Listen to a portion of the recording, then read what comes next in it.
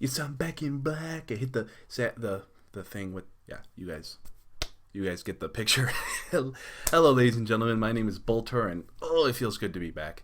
I apologize for my 2 week hiatus, but I had so much stuff going on at home, and I was spending hours trying to figure out how or what was wrong with with my recording, and it was just getting so frustrating. Everything kind of being piled on top of me, and it was just I had to take a step back from something. And unfortunately, you can't take a step back from life. You can't take a step back from work. You can't really take a step back from family. So I had to take a step back from trying to figure this out. So I apologize for all that, but I thank everyone so much for sticking with me, and welcome back to Spellweaver, whatever this channel I call it. I don't know. It's a show that I do. So I wanted to come back out of hiatus. Although I do want to preface this just a little bit by saying that some of the video quality issues are still there. I haven't figured everything out. I've gotten to the point where I can make a decent video, but there are still some improvements to be made. As you'll see in this video, kind of the background will be a little pixelated when it comes to like pulling or cycling through cards and stuff.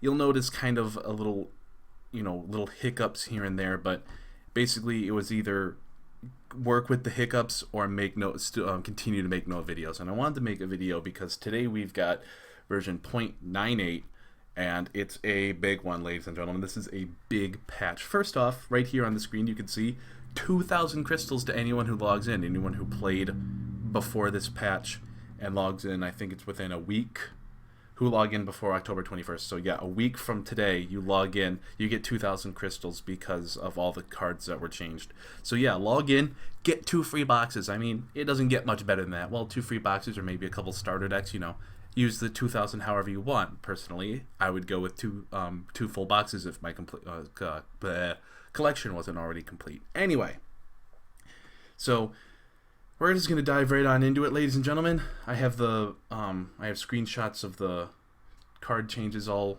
lined up right in front of me. But as you can see, I'll just cycle through them quickly. You guys can go ahead and pause the video, read through them if you haven't already read through them. We've got all these balancing changes. Cards changed, their mana value and such changed. These are card tweaks, just stuff that has been changed. Bug fixes.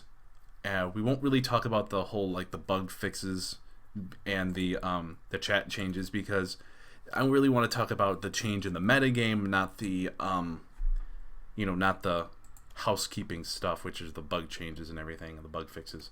So first things first, we're going to go right into the balance changes. So I've got my phone right here. Hero, the big one in the title. We are back. I'll just pull up a hero real quick. We are back to 20 life. Down from 25. The 25 was an experiment. I enjoyed it only because it meant that you had that extra cushion against aggro decks. I still played aggro decks. I still played Rage Rush in the 25 life format. But now that we're back to 20, things are going to be very different. As Bob Dylan says, the times they are a changin'.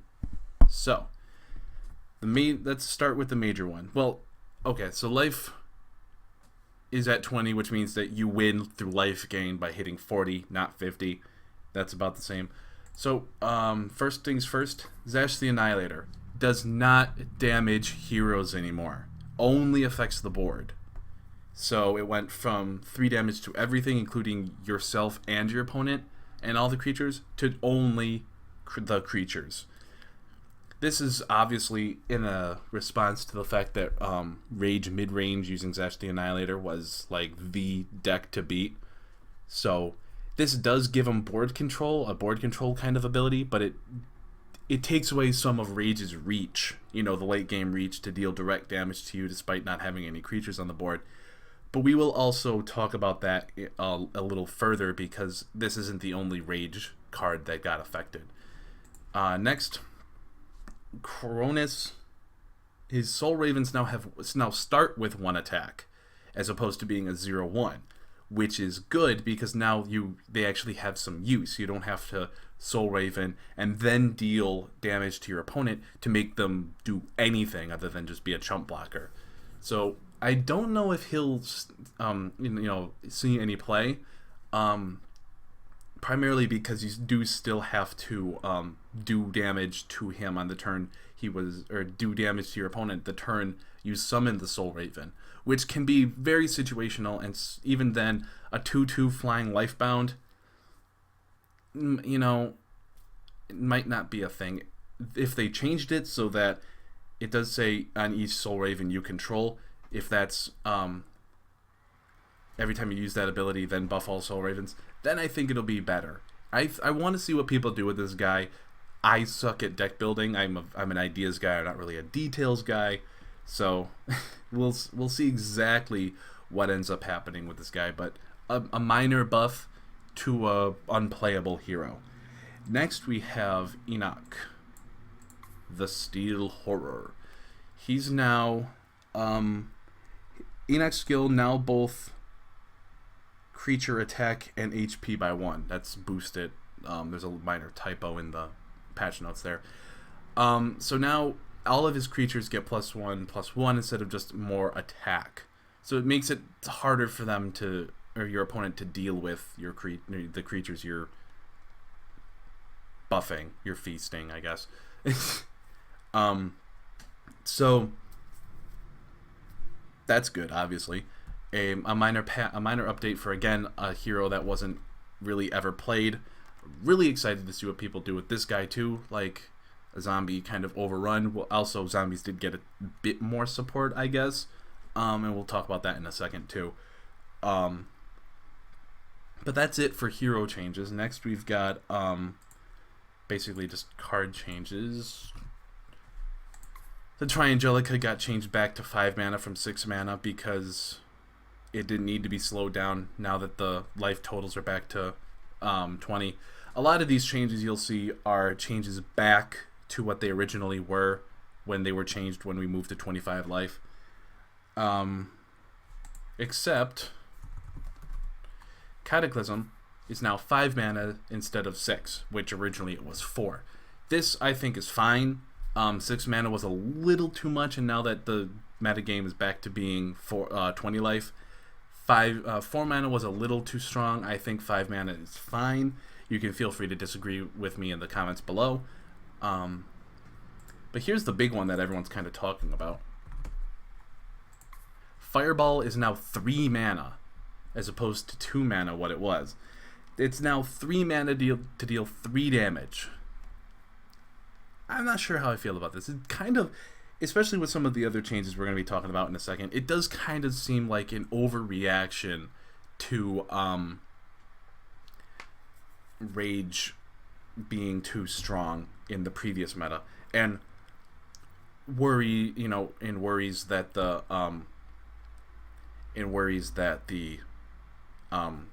I can't think of words. In worries that when upon switching back to 20 life, Rage would become too strong. I don't know how I feel about this. Then again, I've played Magic for so long that dealing 3 damage for 2 mana is just kind of the norm, because it seems like every single set has a card that's 2 mana, deal 3 damage. But that's just me. That's just my opinion. We'll see how Fireball affects or doesn't affect the meta.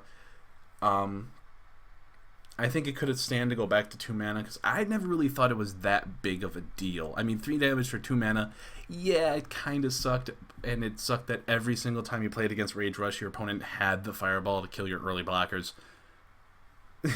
But nerfing it, I don't know. So we'll go ahead and see how Fireball. Oh God, how do you spell this thing's name? Ram. That's Graham. We don't want graham crackers. There he is. Ramgat Goblin Recruiter is now up to 3 mana as opposed to 2, so he comes out a turn later. But you're playing, you never really played him super early on anyway. You really wanted to play him in the at the point where you could get his effect and swing and use him as like 5 damage swift creature. So I don't really think he'll still see play. He's still too good not to play. You know what I mean? He's still super good as kind of a closer or a finisher for a really aggressive decks. So I really think he's just too good not to play. So I don't think the change is going to affect him all that much. He comes out a turn later. It's no big deal in my opinion. So next, Fae of Charms, again, because Advanced Nieva decks were so strong, Fae of Charms got changed to 3 mana as opposed to 2. Still going to be played, still one of the best creatures in the game, especially considering she doesn't have to be part of the attack, so the turn you play her, you get her effect. Super impactful on the board. Goes down to 2 mana from Advanced Nieva's ability instead of 1. You know, not that big a deal. Again, still going to be played all over the place in nature aggressive decks. She's just too good. The making her 3 mana balances her a little bit, especially. I mean, the hard part about balancing Advanced Nieva was the fact that basically there was no sweet spot for her ability. At 2 mana it was too weak. At 1 mana it's too strong. So basically, what's the alternative? You got to nerf the creatures that she's sending out. You can't nerf her ability itself. So, Fae of Charms getting her mana cost increased, kind of a good thing. Not that big a deal. Still, we'll see a lot of play. Helped slow down nature aggro just a bit. Last one that got its mana cost changed was everyone's favorite, Splitting Headache. Now 3 mana instead of 2. So 3 mana to make your opponent discard 2 cards. Personally, I'm a huge fan of this. 2 mana to make your opponent discard 2 cards seemed a little too strong. Now it does. I mean, the thing about it was your opponent could go turn 3 or turn 2 or whichever, Mesmerizing Spirit, followed up next turn with a Splitting Headache, then follow it up the following turn with a Mesmerizing Spirit Splitting Headache. It was just too strong of a curve. Now the curve will look like, and this is an ideal curve, ladies and gentlemen, Mesmerizing Spirit, following turn Splitting Headache, following turn Mesmerizing Spirit, Mesmerizing Spirit.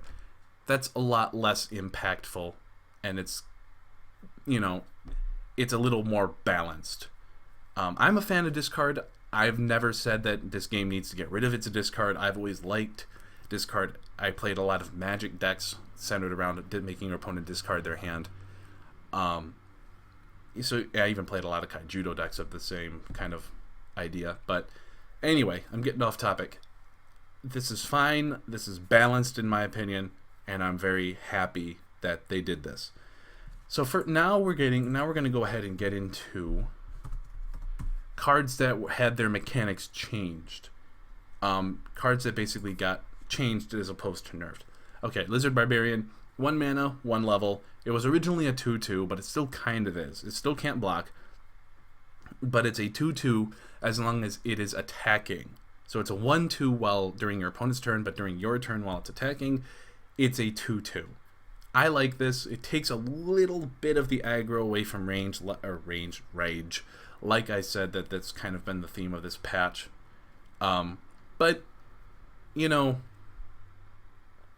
I don't mind this change. Lizard Barbarian wasn't seeing a whole lot of play. People pretty much just played Goblin Warrior in his place. But I like the fact that he's not a super strong 2/2 all the time. Because 2/2 for 1 mana was a little too strong, and it was kind of hard for you to trade efficiently with it. You either sacrifice something or you traded. It was a little too good. Now, after it after it attacks you and deals 2 damage, you can kind of counterattack it efficiently with, say, a golem token or a zombie token if you affect his speed. So now it can be it's a little easier to deal with while maintaining its strength on the offense. So the next one that had its mechanics changed was Chalice of Junks. Now, whenever a creature you control dies, it gains 1 energy. You can't sacrifice them. You can't. You can still force wielder it to make it, gigantic. But now you don't, and also you don't gain the life every turn. It's 2 mana, exhaust, Chalice of Junks. empty it, so, put it back down to 0 energy, and you gain that much life. So this might just be a good combo with Enoch, Steel Horror. Just kind of throwing the ideas out there. You're sacrificing creatures, you're gaining life anyway. Who knows? I'd like to see what people come up with this. A lot of people were complaining about Chalice life gain decks because they weren't very interactive. Your opponent was just stall, and gain a whole bunch of life, and there really wasn't a whole lot you could do. But either way, I'm perfectly happy with this change. I loved playing Chalice decks back in closed beta, but I've kind of moved away from them. I'll be interested in trying out the new Chalice, especially since it's 1 mana as opposed to 3. But we'll see exactly what where this card ends up in the meta. Life gain decks were never super effective, weren't really ever super good, but they were just fringe enough to where people started to get kind of annoyed with them. So at any rate, the next card is Gross Experiment, a card that kind of saw no play outside of just sheer implant decks and the Dominion starter deck, but now, support. When an implant is attached to Gross Experiment, move it to the front line and draw a card. That's kind of weird. I mean, originally it would be at the start when you play a mana at the start of your turn. You would look at the top 4 cards of your deck. You would take an implant from it and you would attach it to him. He was really strong in the early game. Like, you play him on turn 1, and the following turn he's got an Overcharger, so all of a sudden he's a 4/5 with Overrun. I'm Unstoppable. That was it.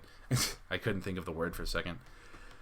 So a 4/5, on the second turn of the game, running at you, that's a little strong. But it was also kind of an all-in play, because if you whiffed on the implant, then you're kind of going nowhere with it. You know what I mean?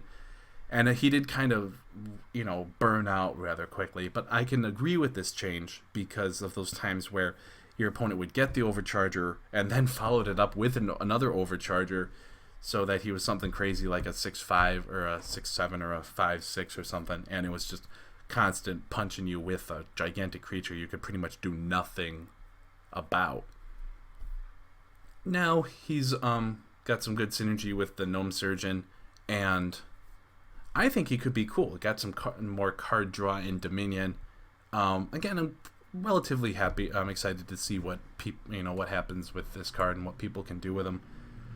Another one that really didn't see a whole lot of play, but is got changed, is Primordial Trent. Now, I believe the only change that ever happened to this card was it's now 2 Might Emblems for each elf, instead of just 1.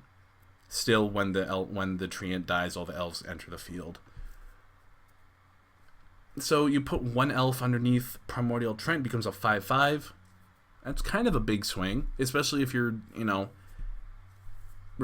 putting stuff like Elf Scout or Elf Warrior under him, or used up Summoner Druid, you know what I mean?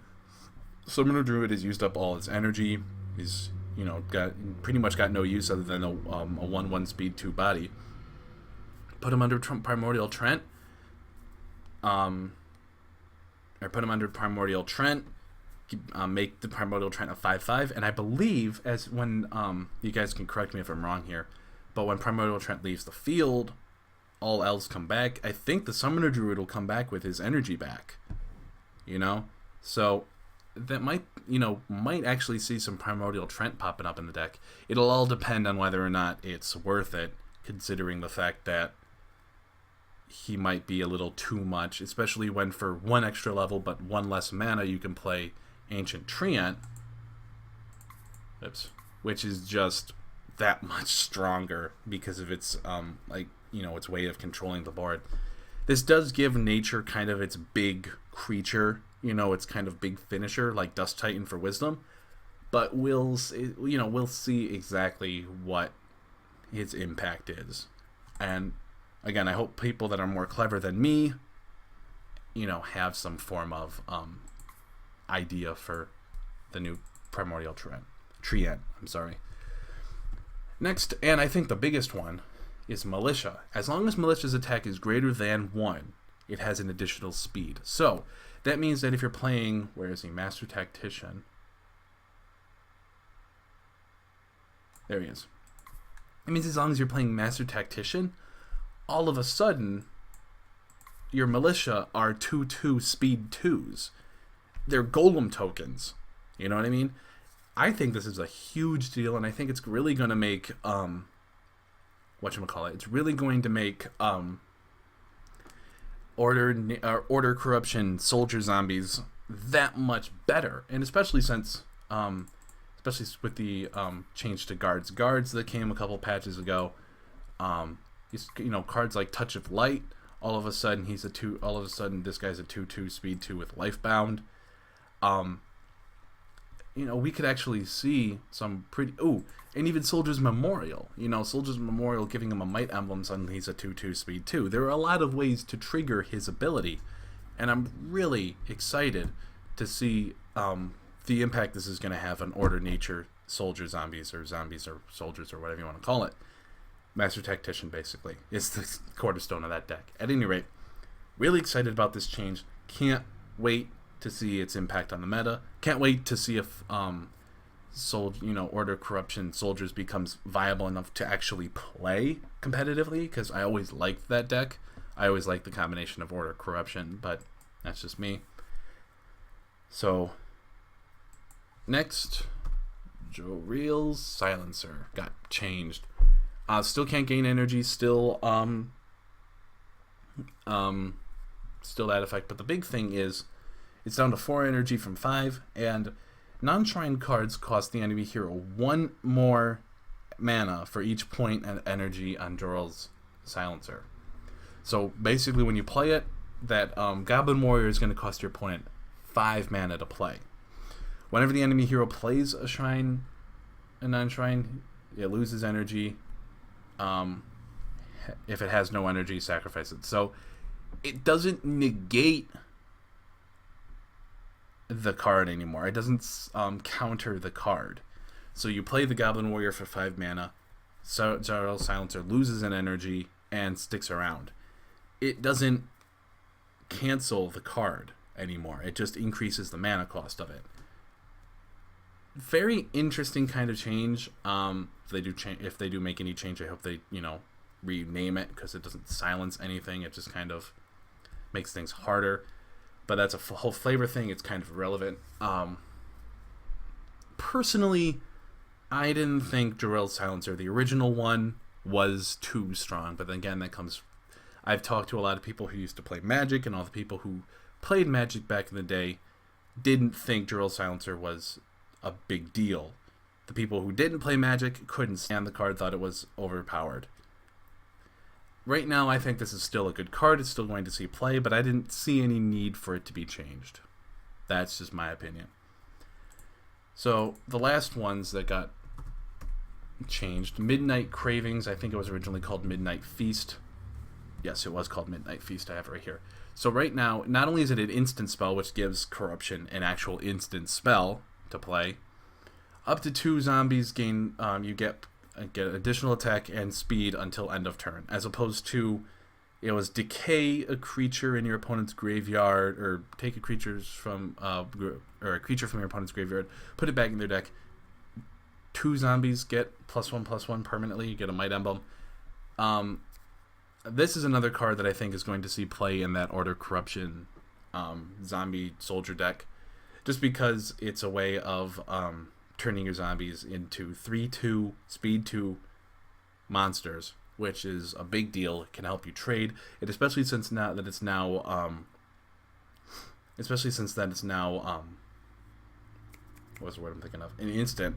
It can be used during combat as kind of a surprise when your opponent has chosen trades he thought were going to be very preferable, but now he blocks your 2/2 zombie with a 2/3. Suddenly you play Midnight Cravings. You kill off. You trade 1 for 1 as opposed to the 2/3 just destroying the zombie. I'm not exactly sure how. Again, the effectiveness of this card is going to rely completely on the effectiveness of Order Corruption zombies entirely. So we'll see what happens with this card. But it's actually playable now as opposed to being unplayable before. Oh, excuse me. I apologize. So the last card that had its mechanics tweaked was Dreadknight.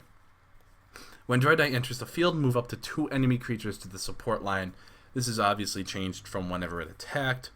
Put a creature in the support line, which kind of locked down a creature a lot like what Ancient Treant did. Now Dreadknight has a much more impactful enter the battlefield ability. When you play him, you remove 2 blockers, so Dreadknight becomes much more of a finisher as opposed to just a big creature. I mean, he's still a 6/6 for 6 or for 4. I mean, 4 and 3 levels. It's still got deadly. It's still really hard to deal with. It's still really strong creature. It just doesn't have that permanent lockdown ability anymore. I'm not 100% sure how this will... I mean, it seemed like kind of a side grade as opposed to an upgrade or a downgrade. Like I said, he still has that.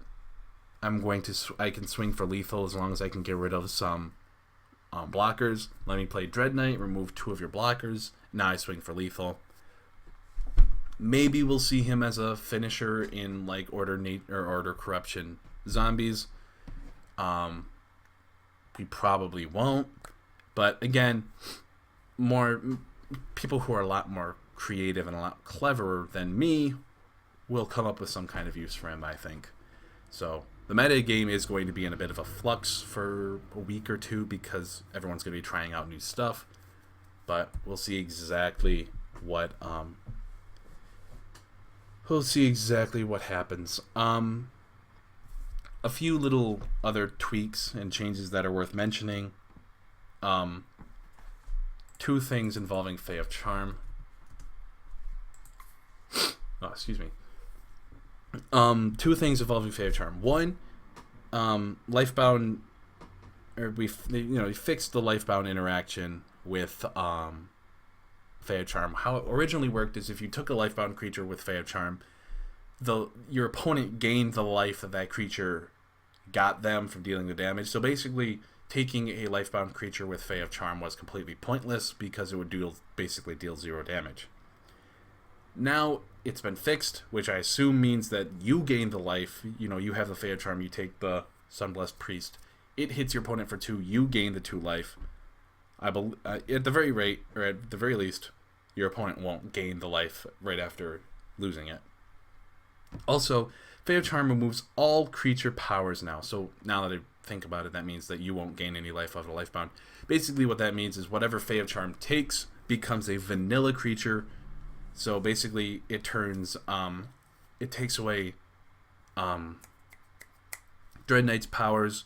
He loses Deadly. He loses his Enter the Battlefield ability, not that that's relevant.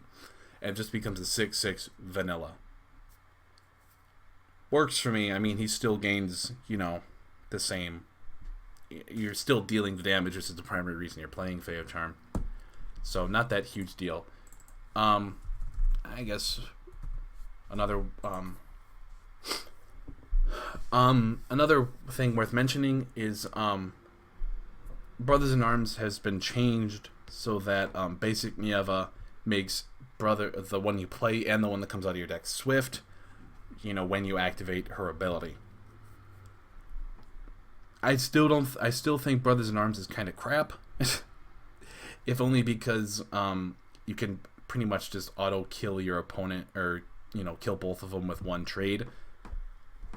It does help because both of them get swift. You play Grove Guardian, you play Brothers in Arms, then you play then you give them both swift. Suddenly you're attacking for a lot of damage out of nowhere. But so it's still kind of an explosive play, but it's really not like anything with any sustainability. Maybe if Brothers in Arms just summoned a token as opposed to pulling one out of another copy out of your deck, then it might be better. But I just haven't ever been a fan of this card, and this doesn't change it. Force fields, multiple force fields now stack properly. And oh, Haunted Cemetery now requires 1 corruption and 1, non-corruption, or 1 general, as opposed to double corruption. Not a huge deal, but again, this is another thing that kind of helps that order corruption zombie deck. Pretty much the reason why this was done is because every other skill shrine that was similar to it required one of the levels, and that was my phone, I apologize, and a generic level, as opposed to this is the only one that required double corruption or double specific level. I think this is going to see more play, and I really hope it kind of sneaks its way into order corruption zombie decks, because like I said, I'm pretty excited about that deck being viable again. And that's pretty much it. Like I said, a lot of the other things that were changed were housekeeping things, bug fixes. But yeah, we've moved back to 20 life. A lot of people were kind of on the fence about it. They either really liked the idea or they really hated the idea of going back to 20 life. Personally, I'm fine with it. The 5 life, I've been playing a lot of games the past couple days with the mentality of, well, I would have, where if, come Wednesday, I'm going to be, like, I saw myself, I was at 19 life. I kind of sat there and I thought to myself, okay, so I'm at 14 life, kind of preparing myself for that.